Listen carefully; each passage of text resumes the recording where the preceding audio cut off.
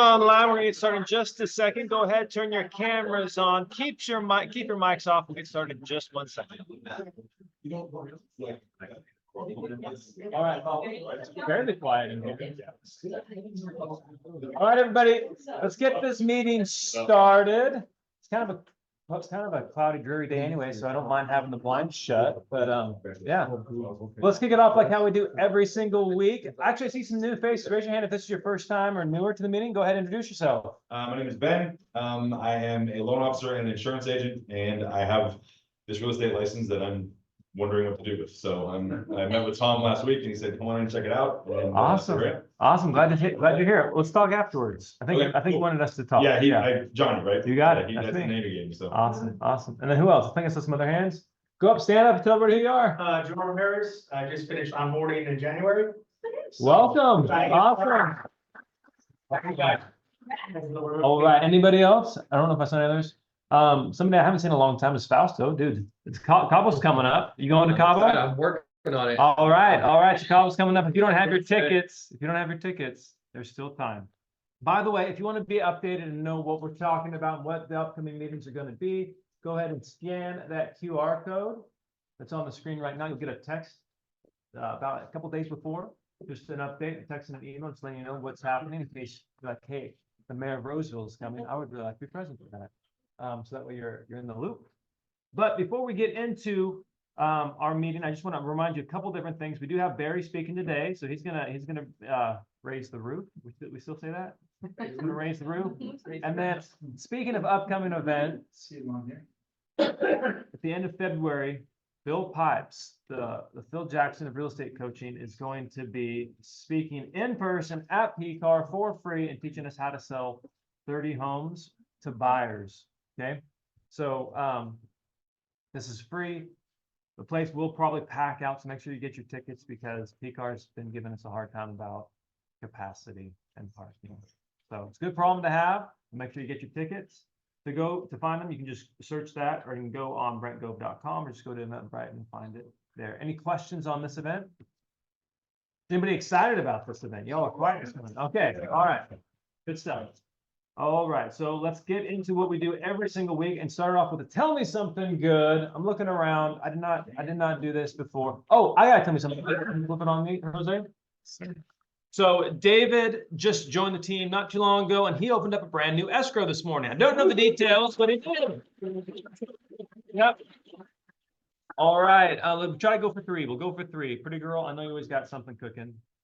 Yeah, put 2 buyers in escrow last week, and our 2 new listings were pending already on 1 weekend. Oh, that's good. The market is heating up.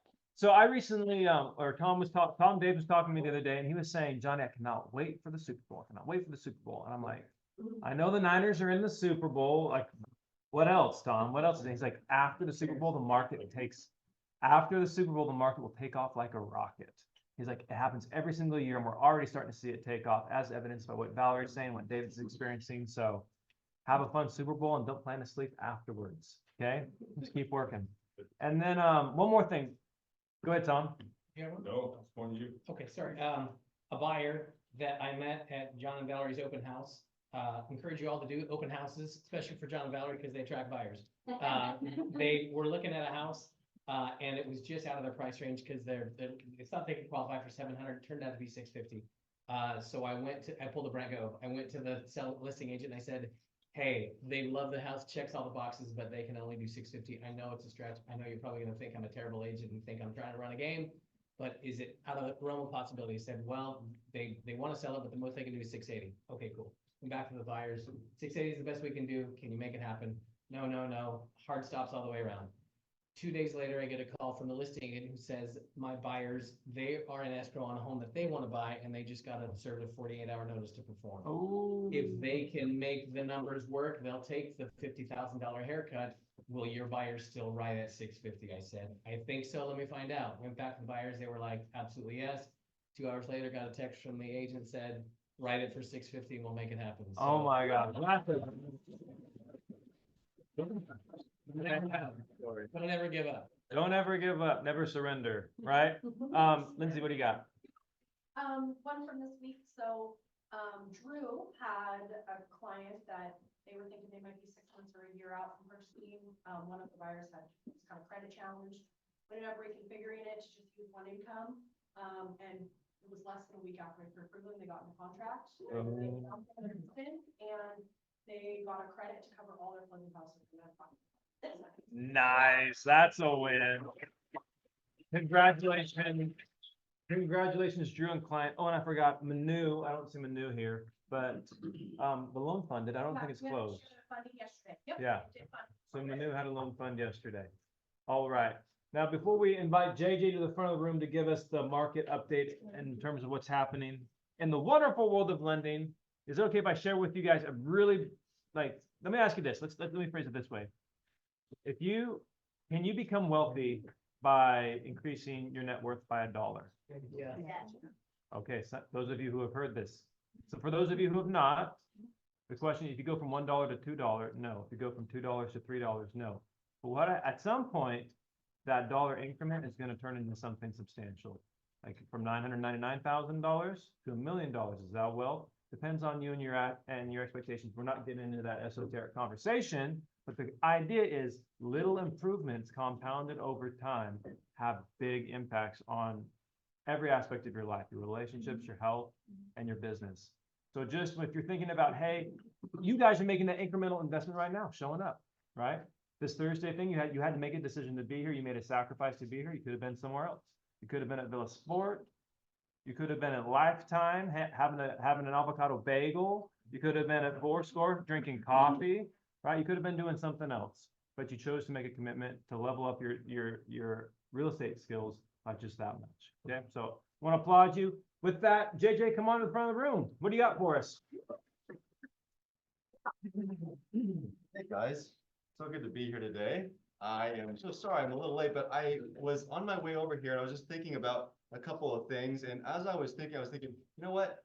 What are we doing this year differently than we did last year? And one of the things that we're doing a little bit different, we're bringing the rule of 15. Have you guys heard the rule of 15? Mm-hmm. What that is? 5, 5, and 5. That's 15. What 5 things can you do every single day? And 3 things of 5 you can do every single day that's going to change the way you do business today. And so, yeah, it's an easy thing to do. And it's something that you can feasibly do, right? It's something that that's not too much. So maybe there's 5 phone calls, 5 text messages, and 5 social media engagements. Those are mine. Now, obviously, we're doing a lot more than that with my team, but you start somewhere. And if you can start there, you can work up to more and more from there. And it's going to make a change in what you do every single day and how that works. Now, along with that, I wanted to share something with you that I think would be very helpful in the terms of what a lender can do for you, right? We talked a little bit of value last week and what we can do in terms of open houses with you. We can do other types of things. Now, what I wanted to share with you this week was something else of value. So how many of you make your own flyers, do your own things? You know, you go online, you go in Canva, you do some of your own stuff. If you do, why are you spending your time doing that? You know, come to us. Let us help you with that. If you have an idea and you would like to potentially put together a new flyer or a new pamphlet or some new door knocking material, whatever it may be, let us help you. That same number I gave you last week, if you want rate alerts, or if you want to be at open houses or if you want us to be at open houses with you, that same exact number you can reach out to for marketing material. Just one more thing we want to do to add value to you. So with that being said, I wanted to provide one more thing of value today. You guys might have heard of this. There's a new program coming out. It's called, and you guys might have heard of this program before. It's called a Home Ready, so Fannie Mae Home Ready. And what that's going to allow you to do is market to your clients a $2,500 grant. It's given to your clients. It's your client's money. Now, the only way you have to get this, though, is you have to qualify for it based off your income. So you can only make in that 50% of the area median income, which in this market is pretty low. It's a little under $60,000. But what a great opportunity for you to put that out there on your social media, right? Mm-hmm. Everything is able, if you can take every single thing you do and put it out there to all your clients and all your friends and your database, maybe somebody will reach out to you and say, hey, I was curious about this program. Maybe that could spur up a conversation, maybe not for that particular thing, but maybe for something else. But this program is cool, $2,500, it gives it to you for your either down payment or your closing costs. And so if you know somebody in that $60,000 range of income, it's gonna give you $2,500. So and that's starting March 1st. So it's going from March 1st through February 28th of next year. So that's what's coming out in terms of lending and the programs. But another thing that we want to do and add value, last thing I'll tell you is in our office, we have a media room. So this would be a great opportunity for you to come in and film something. If you guys have been thinking about getting into the media stage, trying to get that social media going this year, come on in. We'll help you get set up so that you can get your first video done. If you want ideas of what you could say, or if you want certain things of what you can do, we'll actually help you script that. We have a teleprompter, we have everything for you right there. So if you're interested in doing something like that, we'd love to help and add value in that way as well. Love it. Hey, we got somebody raise their hand. Drew, what do you got for us? Hey, everybody. I just wanted to give an extra shout out to JJ and his team. You know, y'all heard from Lindsay, we have a deal going. I've just been super impressed with their professionalism. Just wanted to give them an extra endorsement. They're great. Thank you, guys. Awesome. Thank you. Drew, appreciate you. And then another thing, JJ, in terms of bringing value, you talk about 5, 5, and 5. Don't you guys also do call jams? We do. Tell Yeah. us a So, little bit about that. yeah. So great thing. So we call it Power Hour. You call it Call Jam. We got this whole thing. Actually, Haley was here this last week and we did a Power Hour, meaning we got together in a room and we said, how many calls are you going to make? How many calls are you going to make? How many? So we go around the room and we ask. In that hour, we try and hit our goals. And so Haley actually did, I think it was 40 calls. Not a girl. She got 28 people on the phone and she got somebody that's going to come look at her listing because of it. Wow. So it's just a matter of just making those calls, getting in a room, and now you have that accountability behind you saying, I'm going to do this.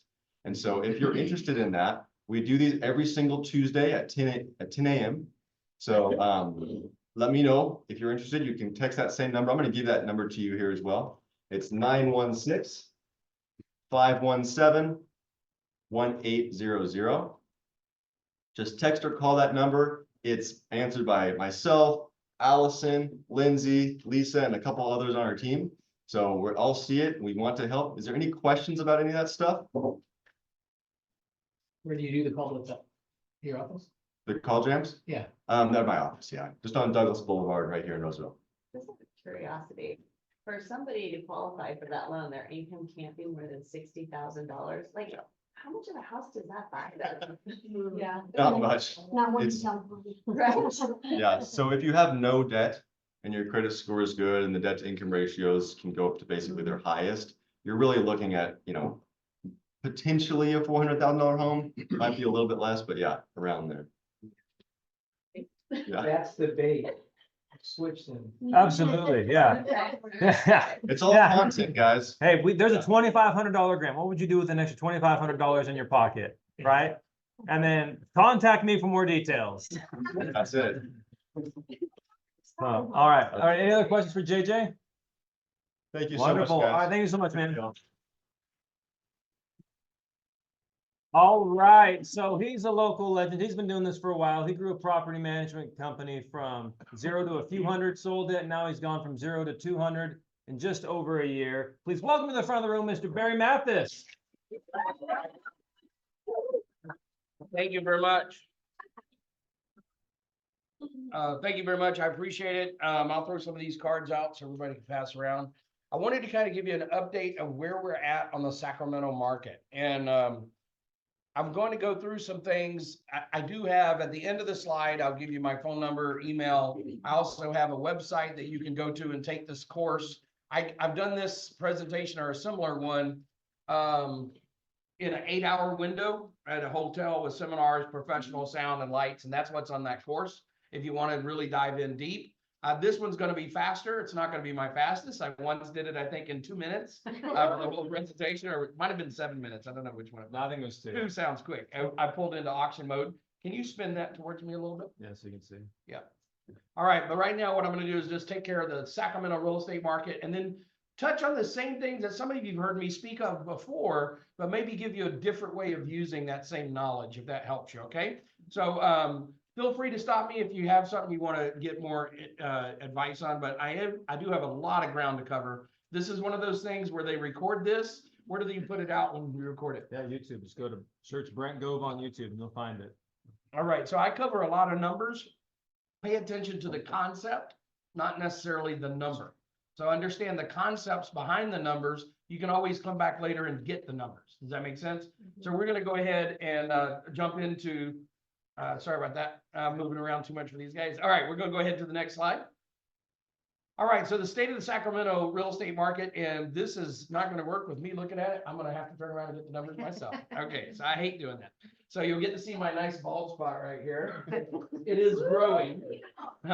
So just like the Sacramento real estate market, my bald spot is growing. I brought my own visual. All right, so median rent $1,750. That's not really a nice place. Okay, most places, I've got 2 bedrooms in Del Paso going for $2,000 a month, right? So this is not a nice place at $1,750. I don't know where they found it at.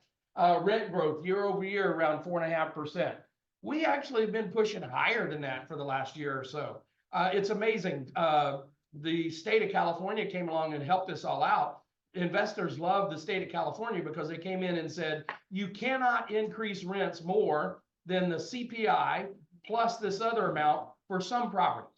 Now, most properties of your clients are not even under that program, right? However, because they established that program and put a cap on it, this year it's 9.2%. Now everyone's increasing their rent 9.2%. So they probably wouldn't have ever increased it for year after year after year unless somebody like me told them to. But now everybody's doing it. So the common ground is everybody's getting raises. Love it when government gets involved and helps out. All right, vacancy rate 4.2%. Man, I would tell you that that is just in the initial stages. You know, overall averages, that works out to be a good number. You know, you figure around 5% if you're talking about the lifetime of a property. However, what we're seeing is once we put somebody in there, it's rented, it's staying in. Those tenants are staying from 3 to 5 years. One of our claims to fame in our property management company is we've never placed a tenant into a property that we had to evict. So that's pretty cool. I don't know how long that will last, but it's lasting now. But so we're seeing a lifetime of that tenant is growing, right? They're staying in properties longer than they used to. Population growth, 1.2%. You hear about everybody leaving California, but guess what? We still got beaches, bikinis, and sunshine. Yeah. So people are coming here. Maybe not for those reasons. Sorry.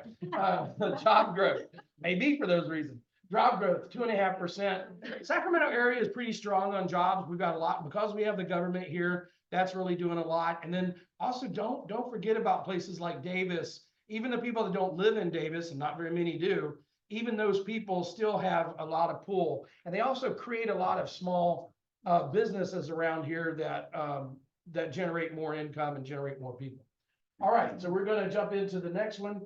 All right, here we are. Home price increase from the early 2020s, 35.7%. That's a huge number. So what we're talking about is also known as appreciation. And so that's just a huge number. Rent growth from 2020, 23%. That's a huge number. The rents went up 23%. If you're trying to talk that first-time home buyer into buying a house, hit them with that. Rents went up 23% in our local area. That's a big increase for a renter. Now, on the flip side of that, think about the investor that's got that property. They're in there on a down payment basis. So that 20% down is equating to an 80% income. So you see the difference? They didn't have to buy the whole price of the income. They leveraged their money. All right, projected rent growth. These numbers are all over the place, 3 to 5%. Yeah, I think that's pretty steady for any professionally managed company. We're all going to be increasing those rents as much as we can. We are starting to see some rent correction on the higher end. We are starting to see, I think, the limit. When you think about a tenant, my properties, we do 2.5 times the income for the household. The household income has to be 2.5 times what the rent is. Now, if you think about it, that's a 40% burden. Yeah. 40% of their income is going towards, I'm sorry, yes, 40% burden. So 3 times is a 33% burden. So just think about that. That's a lot of money going towards your rent. And so there starts to be a limit of how much you can take it if the income's not driving it up as well. So I think we started hitting that limit on some properties. We're starting to see some pullback in that area now. Projected vacancy rate, I don't think that's really going to change. People are always going to move in, always going to move out. All right. So now the math comes. I hope you guys like math. Math is beautiful for investors. It's amazing. You know, as Johnny was saying earlier, that 1% increase on a regular basis really makes a difference, right, over time. And so these are real numbers. I think I created the duplex index. I don't know if I did or not, but it's not rocket science, but it is science, right? So what I basically do is I download all the past sales of duplexes in the Sacramento County. When I get that, I normalize the data, right? It pulls out of the MLS, spreadsheet it out, normalize the data, meaning getting rid of the ones that agents, believe it or not, don't put good data into the MLS. It's stupid. They all do it 6 different ways. But once you normalize the data, then you come up with a pretty good estimate of what's going on in Sacramento County for investors. The duplex is really a good tool to look at as an investor, right? Because it gives you some of what you want with an investment is diversification. So if I have that vacancy rate, if I have a property that has 2 sides, then I basically cut my vacancy rate in half, right? I'm never going to have both of them out at the same time most of the time, right? So right now, the average of those duplexes that sold for the last quarter in 2023 was $589,000. That's what it cost, okay? And I would advise you just say 600. It's a lot easier to track, okay? And the average rent that those income properties produced was 38,000. Just go 40,000, right? 640, right? 600,000 it cost. In order to get the 600,000, in order to you spend 600,000, you get $40,000 in rent. Okay. Now here's some additional costs that we have to look at: property tax and insurance costs. These are going to be the same across most all properties, right? They're a percentage base. For the most part, it's 0.015 of the sales price. And the insurance is 0.0025 of the sales price. So I just do them together, 0.0135, and it gives you your number. Okay. And go back to that real quick. So there you can see $8,000 in taxes annually, $736 a month. And here you go, $1,472 annually, $122 a month. Why would that be different? Well, let's say I just bought a property in Applegate. The fire insurance is quite a bit higher. So you're going to have to factor that in. Let's say that you're in an HOA. You need to probably throw as an expense item onto that conversation the HOA cost, right? So, but you can pretty much know that these 2 costs are going to be on everything. Okay. Go ahead. So as I start to look at these, I start to derive my cap rate, and I start to understand with a cap rate what a good deal is versus what a bad deal is. So now I've got my income of 38,242 divided by my price of 589, and it gives me a 6.72%. Now, there is no such thing as a gross cap rate. Cap rate is the purchase price divided the net operating income divided by the purchase price. It's always net. However, if I'm looking at 100 properties and they all have similar expenses, I can start to derive what my cap rate would be if I took out those expenses, right? So in general, if you take out about 2.25 off of that gross cap, you'll arrive at what's probably pretty close to what your net operating income is. Okay. Again, a little different if you have an HOA or some cost that's unique to that property. Now, so when I do that, I get down and I find out that right now the cap rate is about 5.1%. Now, if you've been watching it, I always know that number, right? Because if I'm looking at an investment property, I want to quickly be able to see, is this a better investment than this other property? I have 2 investment properties. It's not about which one looks better. It's generally about which one is going to pay me more versus in relationship to the purchase price. Everybody understand that? That's why we use a cap rate. We use a cap rate to determine the value of the investment. Now notice, I did not say anything about mortgages. I did not say anything about what I'm paying to get that money. All right. So this is just a measurement tool. It's not complicated. It's how much are you going to pay to get a certain amount of income. Okay, next slide. Now we're going to get into how we use this and how we have this in a conversation. And I really need you to get, if you're going to work with investors, you need to know more about them than their name and what part of town they want to be investing in. You need to dig a little bit deeper in that, because some of the things you're going to use to measure that investment varies based on their tax bracket. So you're going to have to get into that conversation. All right. I'm going to walk through a few of these right here that will show you. Are you able to take that to where it's full screen? If you don't mind, it's called presenter mode, I think. I might be wrong. Anyway, so I can keep going off of this. So federal income tax, obviously you guys know it's a progressive tax. So what happens is if you want to see. Okay, no, I'm sorry. Go back. Who's in presenter mode? Yeah, I apologize. I have messed it up. Sorry about that. We're just trying to keep from having a turn, but that's my issue. Okay, so if you want to see how it works, they do a pretty good way of explaining it in the state income tax. So everything over $94,000, you're going to pay 22% on. Everything below $94,000, you're going to pay some amount on. So if you look at the state tax, they summed it up for you. $960 plus 8% of everything over $54,000.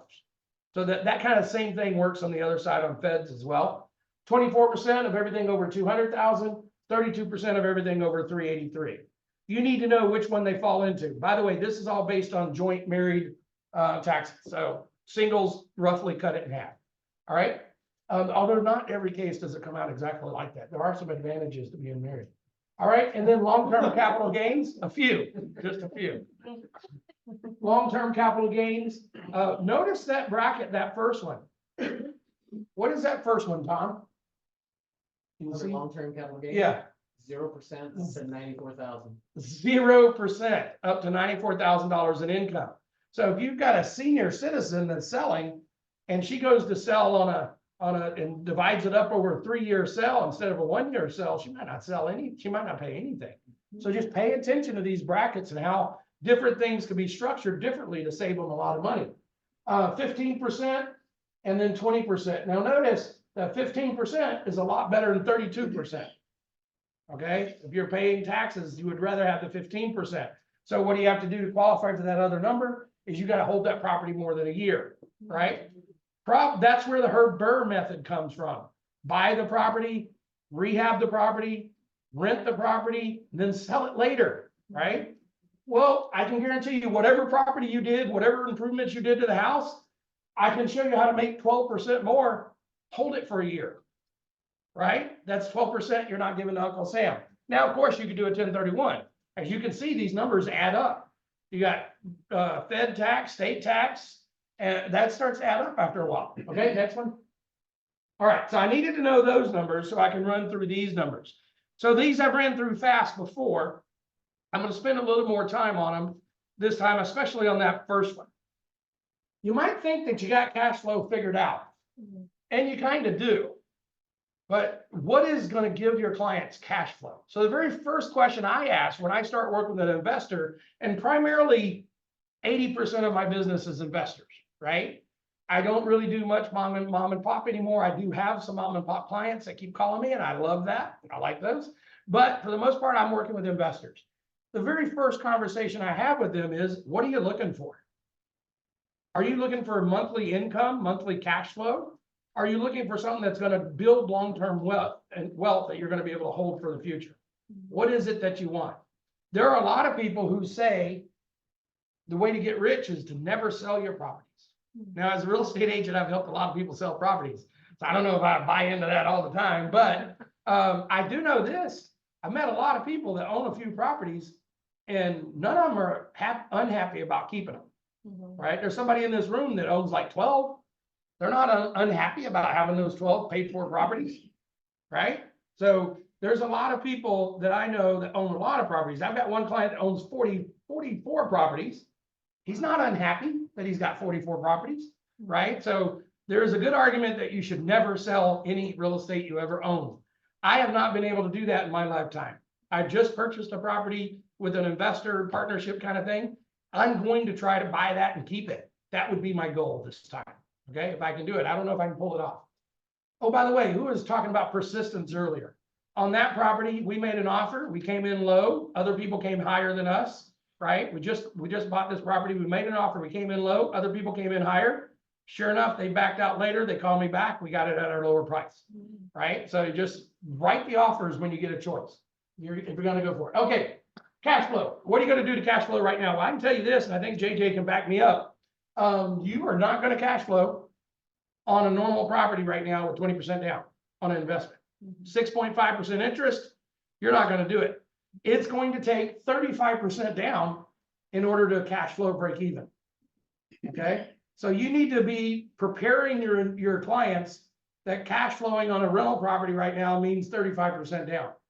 Okay, it's not 25. The bank wants you to have 25. They'll probably give you the loan at 25, but you're gonna be losing money, right? For the most part. All right, by the way, this is based on that duplex index. These are real numbers, right? So you buy that $600,000 property, you have $40,000 in income, you're losing $700 a month.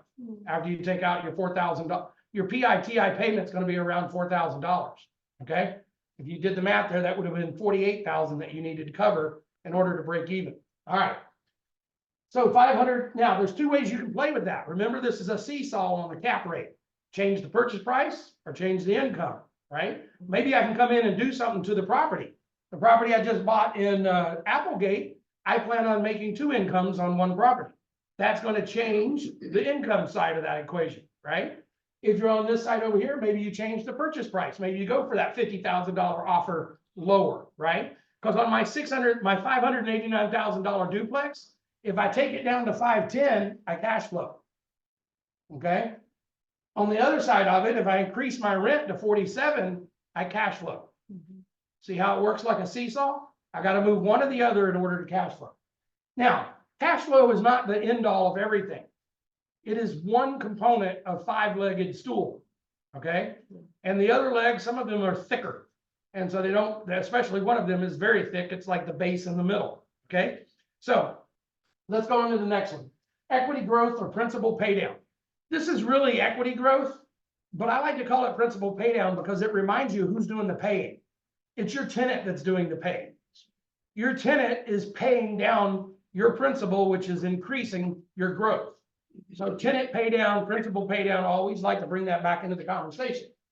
On your first 5 years, your average is going to be about 22% of your payment, not counting the taxes and income, and not counting the taxes and insurance, but about 22% of your principal and interest payment is going towards principal. So that's 22% that someone else is paying down for you. Now let's go back to this. Somebody grab a calculator, please. $120,000 is your down payment. Your rent is, let's just say $48,000. I mean, forget about the $48,000. Let's say your payment's $4,000. Now give me, and yes, I should take out the taxes. So let's say $3,000 is your payment, taking out taxes and insurance. So $3,000 times 22%. What is that?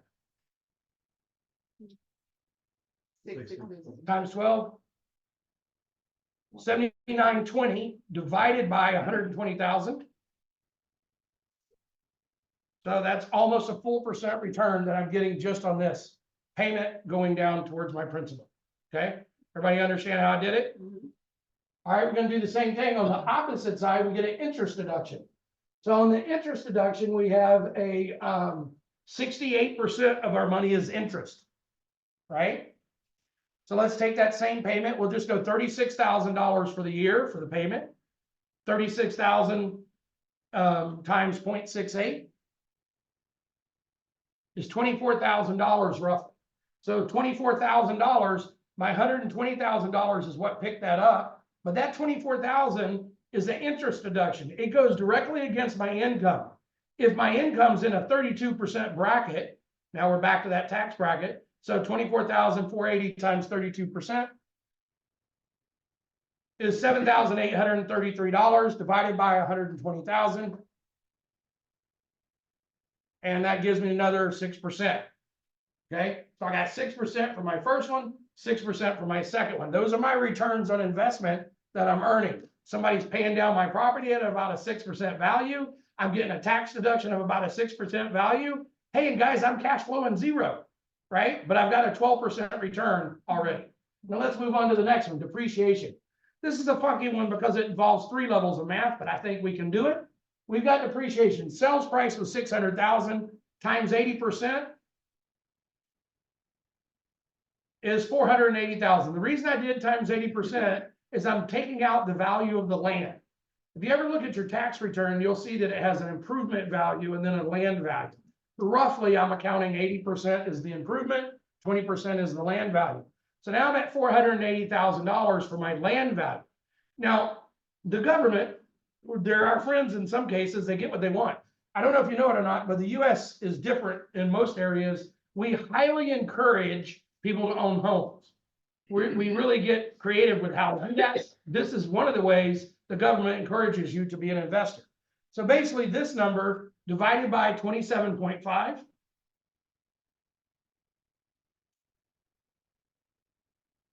is $17,454. That $17,454 is the amount that the government says your property goes down every year. You get to depreciate that against the rest of your income. So take that by your 32% times 0.32. So that's worth $5,585 divided by your down payment of $120,000. And that's another 4%, 4.6. The first one was a little bit low, so now we're about 16, 17%. Does anybody know what the rule of 72 is? Tell me what the rule of 72 is. How long it takes for your money to double. Yep. So let's do this one. 16% divided by 70, 16 divided by 72. Did I do that right? Or do it backwards? What number was that? 4.5 years, your money doubles. We're earning 6.5, we're earning 16% already. Our money will double in 4.5 years. What do I mean by double? I mean, that 120 is going to be worth 240.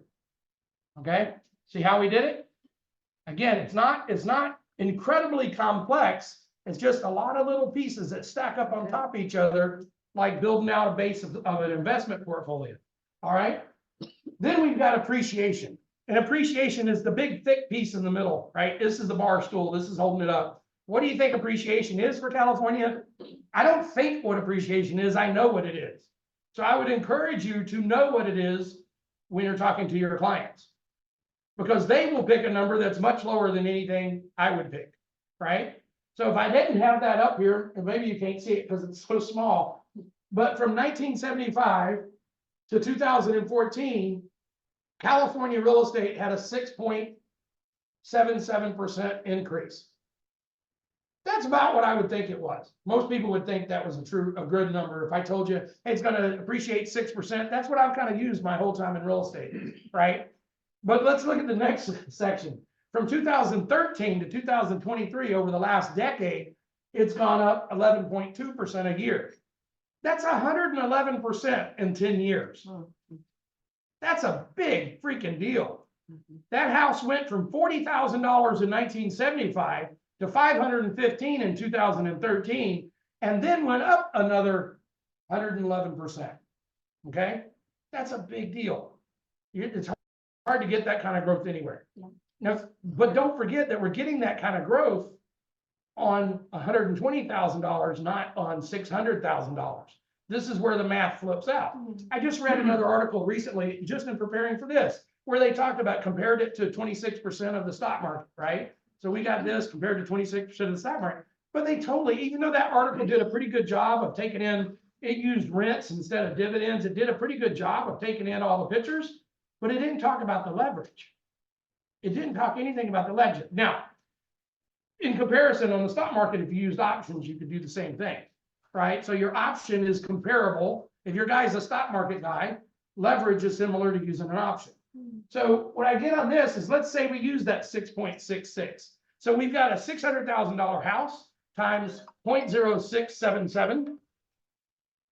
And by the way, I would switch it to 7 and make it simple math, equals $40,000 a year. That property is going up, right?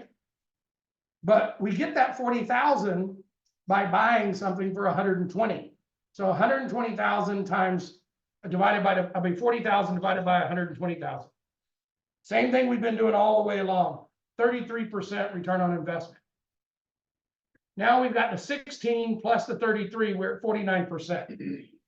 Now we're doubling our money every 2 years. and I don't have to use a rule of 72 to figure it out. There's some investors that say, if you can't write the investment down on the back of a napkin, it's not good enough.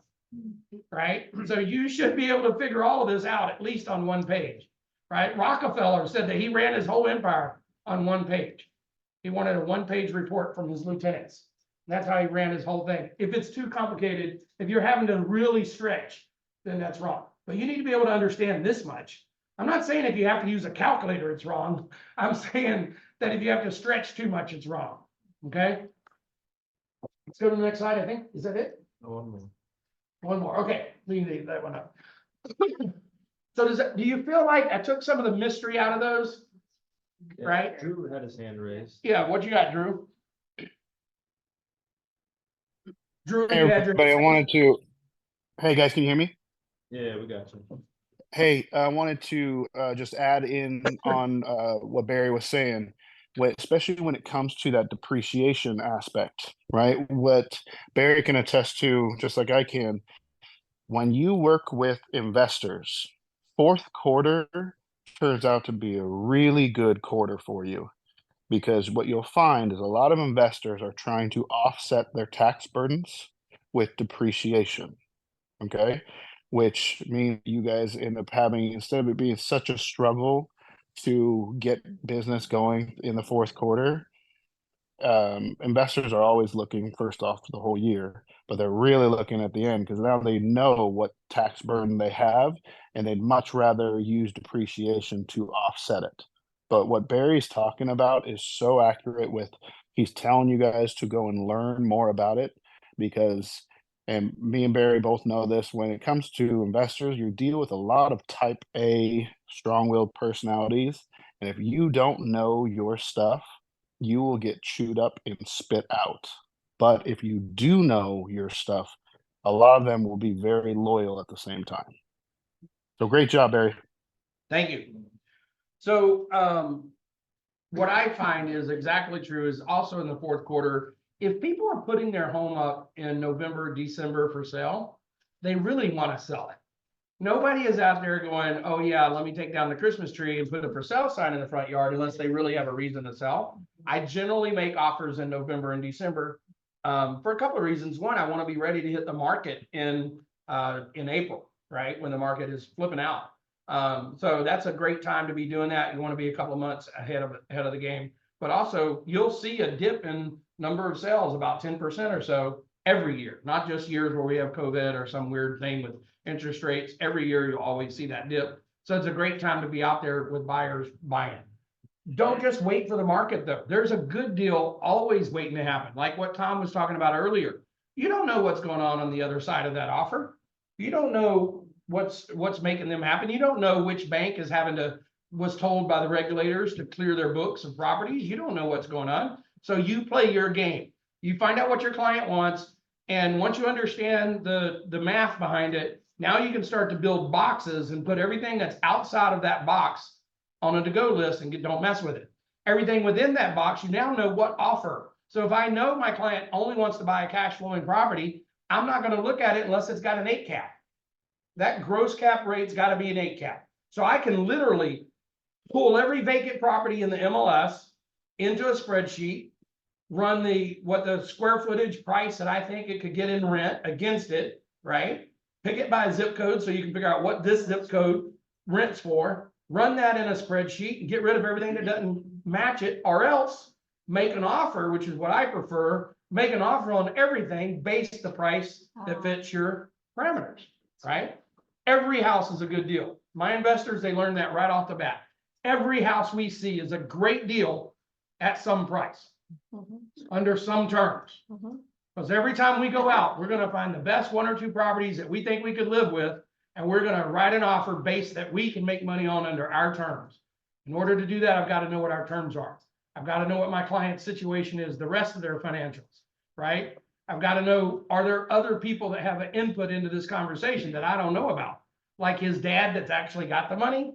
I got an investor that came to me a little while back. They've known me for years. He came to me and said, hey, I've got this money. I'm ready to go invest. Let's go find a house. I said, great. Can you send me over your proof of funds with your name on it or your company's name on it that also has the money in the bank account? Yeah, that's when the conversation turned into my dad's gonna give me the money, right? Then the game came that he was supposed to have the money and we were supposed to go looking at properties. He shows up in my office to look at properties. What time are we leaving? We ain't leaving, because nobody sent me the proof of funds. We're not going out to look at houses till I have that proof of funds. So important in this game, especially working with wannabe investors. And until they've got the money, they're a wannabe. Now, that being said, I recently bought a property at 125% loan to value. I would have thought that couldn't be done, but guess what? It can be. So often, don't be in too big of a hurry to tell people it can't be done, because then you'll meet somebody that's already done it once or twice, right? I used to tell people you can't wholesale the way little Kelly Kresnick, I remember her, you know, she was no bigger than you, Lauren. And, but she's awesome. And she would do what other people, I would tell her, there's no way I can do that. And then what I learned to say is it's not predictable and repeatable. If it's predictable and repeatable, now I'm in a business, right? So I don't work with people unless what they're wanting to do is predictable and repeatable. I used to not work with them because I thought it was impossible. And then I met too many people that had already done the impossible. And so you have to kind of change your viewpoint. So just be careful with your word choices. Any questions for me? Yes. Hey, good to see you.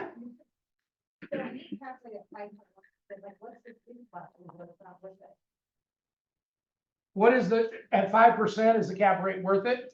Yeah. Yeah, so at 5% cap rate, we're break even, right? I know we're losing money at 5%, we're losing $700 a month, I think it was, right? For the break even cap rate. So $700 a month is, you know, what is that? 6,000, 7,200 a year. But I'm getting another 40% return on the appreciation, the interest pay down, on all those other four, right? So is it worth it for me to lose $10,000 on cash flow in order to pick up $50,000 over here, right? I'd have to do the math again to get it. But so that's what I'm looking at. That's what insurance companies look at, by the way. That's why insurance companies own apartment buildings. It's not because they're making so much cash flow hand over foot in the state of California. Many of them are losing on cash flow, but they got all this other income over here that they've got to depreciate. And this real estate gives them the ability to write off at a 50% rate. So they're losing 10% to gain a 50% write-off. Does that make sense? Now, that doesn't work if you're living on, you just got over your McDonald's job and you're barely paying your own rent. But it works great if you've got an extra $40,000 annual income coming in and you don't know what to do with. You see what I mean? So that's where it really works great, because it starts to build long-term. So I'll take anything. The 5% that I'm looking at is telling me is out of the hundreds duplexes that I could buy or other investment properties, out of those 100, which one's a good deal? Well, if out of those 100, I find one that's paying 8, I'll start looking at that. So for me, I'd like to get cash flow or break even. So I'm going to look for 8s, right, or better. But if I can't find them, I'll buy what I need to buy if it fits my client's profile. In many cases, I can go in and tweak the numbers by buying the ugly property, doing something to it, and pushing the rent back out. Maybe there's a duplex down in Midtown that'll get $2,800 a side, right? 2 bedrooms in Midtown, great little property. Maybe I buy that one though, and instead of putting it out as a regular rental, I put it out as a midterm rental only to nurses that are going to work at that hospital right beside UC Davis. And as a midterm rental, I can get probably $4,000 a month on each side. Or maybe it looks really cool and I think it'd be nice it's close to the event center downtown. Now I drop it out as an Airbnb and I can get $8,000 for it. So all of those are playing really well with my cap rate. They're really tweaking it. So even that break even, if it has that potential. Does that make sense? And sell that potential. You're selling the dream of American ownership. You're selling the dream of being an investor what else could you do if you grow up, if you come to this country and you don't fully understand the stock market, or hell, if you do fully understand it and you don't trust it, right? Tyson Chicken, the executives go off and spend billions of dollars partying and having fun. That was somebody's money, right? That was somebody's money. And you can pick a number of examples on that, whereas if you trust you and your choices and your family's choices and what you can touch, you can do really well in real estate. 10 paid, I guarantee you, your outlook on the world, the whole world will change if you have 10 paid for properties that are paying you rent every month. You will not be as uptight You will be a nicer, more generous person. You'll travel a little bit. You won't be so concerned about which idiot is in the White House, right? You're going to be okay once you get to that number. So talk to your clients that way. What is their long-term goal, right? If they have $150,000 saved for retirement right now, they're doing better than a lot of people in America, but they're not doing good enough to retire, right? In the other presentations in the course that I teach online, I walk through those. You know, you need that 40% of your income down the road. That needs to be $2 million. Well, how do you get it from 1.5 to 2 million? Well, you don't do it overnight, but if you've got some time, we use that rule of 72, right? I can double it 6 times between here and there. And if I'm doubling my wealth 6 times between here and there, I'll be beyond that. I'll be living tomorrow, like nobody else can because I live today like nobody else would, or something like that.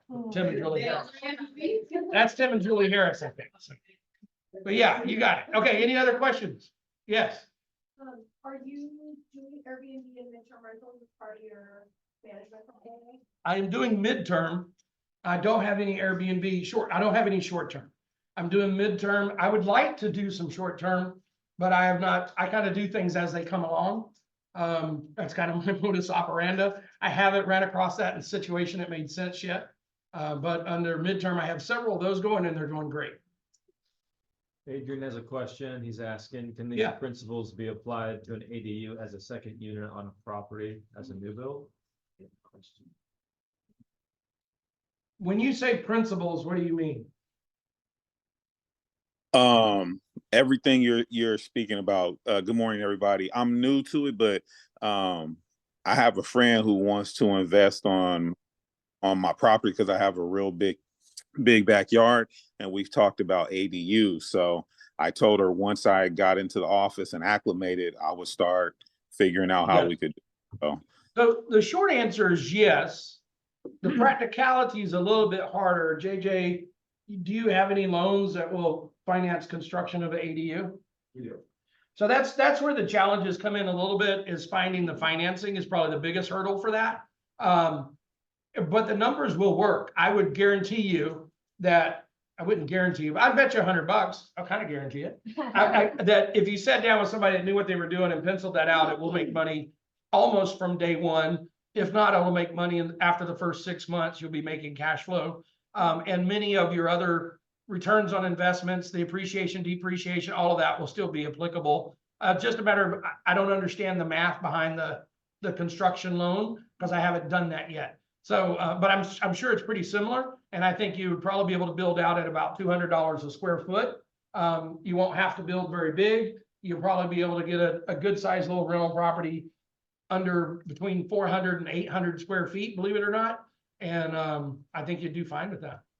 So that we do have that. Fannie Mae does offer something, so happy to chat with you about that, Adrian. And then also, guys, this is gold, man. And I just want to, just what you said, I just want to make sure you guys know that you did that. When you're talking to your clients about rental properties, they're gonna look and talk, they're gonna ask what that cap rate is. They're gonna hear that, right? Well, what's the cap rate? But it's not always about what that first initial year is, right? It's about what the long-term hold is. What are they looking to do? Because if I were to look the cap rate the first time I bought a house, I put 5% down on my investment property initially. So my cap rate was terrible. But over the years and holding that for so much time, I was able to then take that and then sell and then put it into something else that was better.